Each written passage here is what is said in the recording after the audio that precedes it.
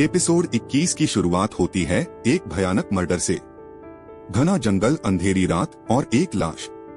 Hotel manager घबराकर CID team को बुलाता है, लेकिन जब टीम मौके पर पहुंचती है तो एक रहस्यमयी मोड़ सामने आता है। लाश में से खून गायब था। जांच शुरू होती है। रात के अंधेरे में सीआईडी टीम सुराग तलाशने निकलती है। तभी अचानक पंकज की नजर एक गिलहरी पर पड़ती है।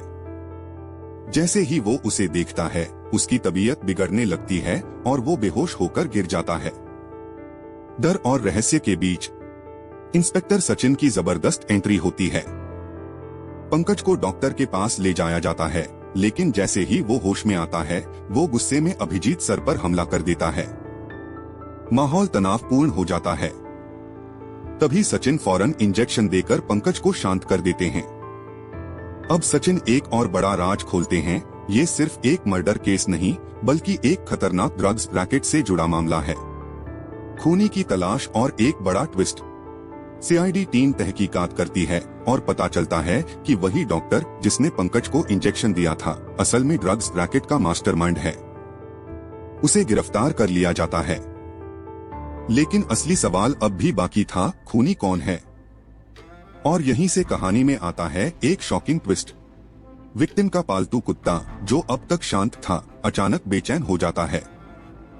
वो खूनी को सूंघकर पहचान लेता है और सीधा एक शख्स पर भौंकने लगता है। सीआईडी टीम उसे पकड़ती है और सच्चाई सामने आती है। खूनी कोई और नहीं, बल्कि विक्टिम का अपना जीजा था। जब उससे कड़ाई से पूछताछ होती है तो उसकी आंखों में गुस्सा और दर्द छलक उठता है। उसने कबूल किया वो अपनी मरी हुई बहन का बदला ले रहा था, जो एक एक्सीडेंट में मारी गई थी। लेकिन असल में वो हादसा नहीं, बल्कि एक साजिश थी। इमोशन, क्लाइमैक्स और सीआईडी की जीत। इंस्पेक्टर अभिजीत, दया और सचिन उसे समझाने की कोशिश करते हैं, लेकिन अपराध की कोई माफी नहीं होती। इंसाफ हर हाल में जरूरी है। आखिरकार खूनी को गिरफ्तार कर लिया जाता है और केस सुलझ जाता है। सीआईडी ने एक बार फिर सच्चाई सामने लाकर न्याय दिलाया।